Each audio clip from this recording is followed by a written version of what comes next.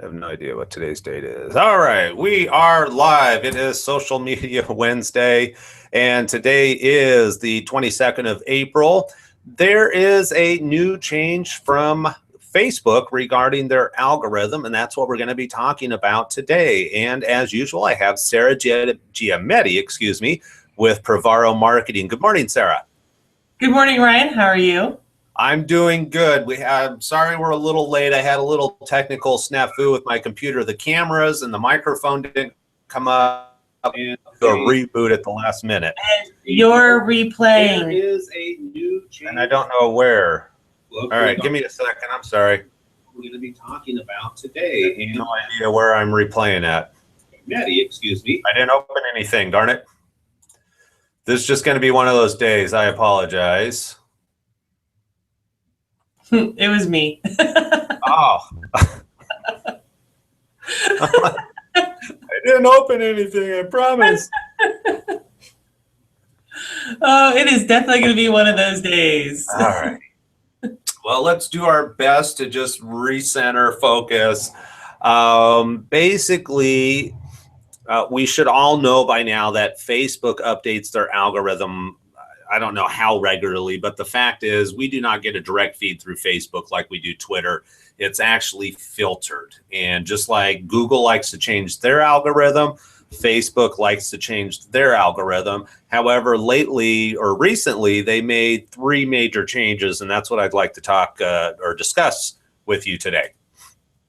They did. So it was announced yesterday that they're tweaking it a little bit based on feedback that they've been getting from clients or from users, that really how they interact with the content and what they're seeing in their news feed. Because it is Facebook's best guess of what you actually want to see in your news feed, because we follow so many pages and we have so many friends. Anytime you log in, you can have upwards of 1,500 pieces of content as options to have in your news feed, and that's just not feasible the way that they have it. And so they've done 3 kind of important changes. One of them, the biggest one, is based on people who might not have a ton of content. So the less user, somebody who has less friends, they follow less pages, and there might not be quite enough content to fill their news feed. Facebook used to have a rule in place where you couldn't see 2 posts from the same source back to back, because they wanted to give you a variety, and they've loosened that up so that you don't run out of content if you're one of the people who have less than 100 friends and you have less, you follow very few pages, and there just might not be a lot of content options. Right. And so that's a really big one, that you're not going to run out of content and start seeing duplicates every time you log in. Let's see. The next one is people really care about the content that they see from their friends. That is the reason we're on social media. Yes, businesses use it to market to people and build a community, but we all got onto it first and foremost to be social with our friends and family and keep up with that. And so people gave the feedback they want to see that more. So Facebook is giving that a higher priority, that new posts, pictures, videos, status updates, things like that from our friends that we care about the most. And it's most likely going to be the people that we interact with the most. So if you're never interacting with somebody, they're probably not going to fall into this mix. But for instance, like my husband has posted stuff and I never see it. That I will probably start seeing his content more in my news feed, because him and I obviously interact often because we're married and we're on Facebook a lot. So you're going to start seeing your friends' stuff more prevalent, more up at the top, and not missing out on what they're posting.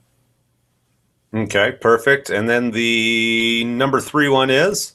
Number 3 is people gave them feedback that they do not like seeing when their friends like or comment on other stuff. So we've noticed recently that, say, if Ryan had commented on my husband Tom's post, it would show up in my newsfeed because Ryan commented on it. Or if Ryan commented on a page that he follows, they got feedback that people don't really care about that. And so Facebook is going to drop that down on the algorithm. And so it'll still be there. It just won't be as high of a priority in the newsfeed, and you'll see it lower down. So if you're somebody who's on Facebook for a while and you're really scrolling through that newsfeed, that's where that is where you'll start seeing it, but you're most likely not going to see it at the top of the news feed. Okay. From the sounds of it, from a business point of view, the first two aren't really going to affect business very much. However, this third one could, because if I respond to an article that somebody wrote or I like something, basically Facebook is saying, hey, based on the research that we've done, your friends don't really care what you say about other people or things. Therefore, we're not going to show that content as prevalent as we have been. Right. So pages could potentially see their reach and interaction decline from this just because of that. And also because they're trying to customize the news feed based on each individual person. So if, for instance, you, Ryan, you interact more with people and less with pages, your news feed is going to customize you to be more people, less pages when you log in and look at it. Whereas, say, I tend to interact more with the pages I follow. I get a lot of my news from Facebook. If I interact more with pages and less with people, my news feed is going to show more and more of those pages and those news articles of the pages that I interact with. So they're really trying to give each individual user their own custom experience and giving them a news feed based on what they want to see. Right. And again, coming from the business owner's point of view, I think it would behoove you at this point to kind of keep an eye on your organic, on your posts. You know, what is the organic reach on your posts? And I'd also be curious to see, for those people that are doing boosted posts, paid advertising, especially the boosted post, a lot of times when you boost a post, we see that the organic increases also. And it'll be interesting moving forward, seeing how this just started yesterday, so we don't really have any numbers to crunch. But okay, if in the past, if I spent $5 boosted a post and I was able to double my organic reach, it'll be interesting to see how that's going to affect things today. Is that organic reach going to be pulled back, which means as a business owner, you're going to be more, it's going to be more relevant to you to spend money, essentially, if you want visibility on Facebook, which would make sense because it continues the model that they started a year or 2 years ago, really pushing people to spend money if they wanted to create visibility from a business point of view online. Right. And boosting one post increases your organic for the next few posts, because if people interact with the boosted post, that shows Facebook they interacted with it, they like it, then the next couple of posts you have a higher probability of organically showing up in their newsfeed because they just did an action. So, and boosted posts is still really inexpensive. I've got one running right now for a couple of days. I'm spending $10, you know, big deal. It's not a lot of money. I agree, but as a business owner, we really got to be aware of what's working, what's not working. And ultimately, I want to make sure that as a business owner, you're paying attention to your analytics and going, okay, you know, if Facebook announces that they're making a change, it's probably, and people are talking about it, it should be somewhat of a drastic change. So it kind of behooves you as a business owner to go in, pay attention, see where your organic's going.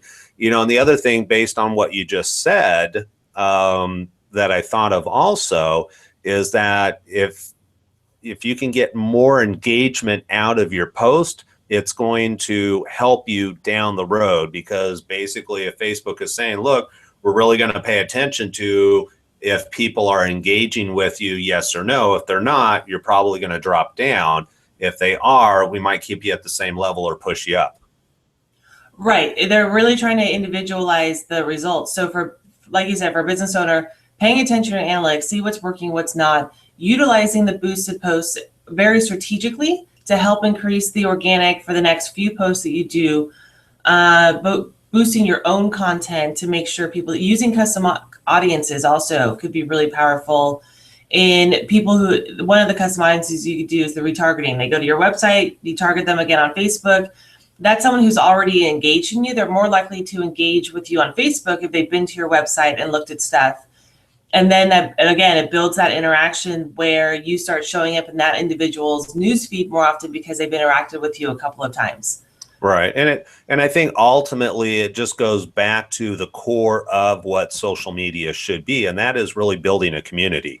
The better job you can do building a community, I think the more you're going to be rewarded, not just in engagement and that viral effect, but also in the fact that Facebook is saying, look, if people aren't engaging, you know what, then you're not relevant. So the more you can engage, and in communities people engage, the higher your relevancy and the more visibility you're going to have.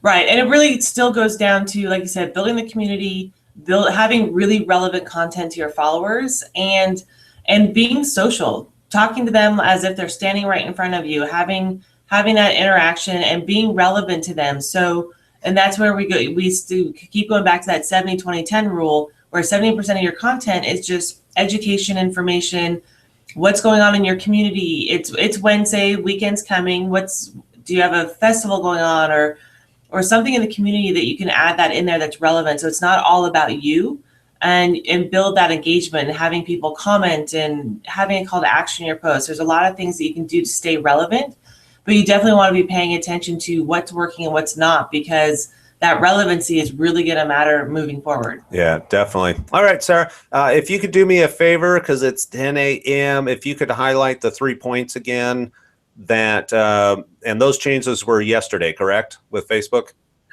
Correct. They announced it yesterday. Okay. And what were those 3 changes again? So first is they're going to people who don't possibly have enough content to show in their news feed, they relax the rules so that there might be duplicates. So if you follow page XYZ, you might see 2 in a row if they posted a lot. Number 2 is showing friends' posts and comments, or friends' posts, pictures, videos, and stuff like that more often and higher up in the news feed. And number 3 is the interaction that you won't see friends' interaction with other people and pages as often. That'll be lower in the news feed.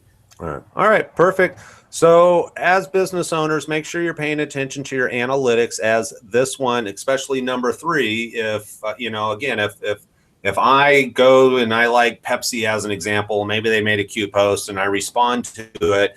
As of yesterday, the likelihood of my friends seeing that comment that I made about Pepsi is going to significantly drop, essentially, is what we're understanding. Again, we won't know until we actually have some numbers behind it. And that's where you as a business owner need to pay attention to your analytics and see what's working and what's not working.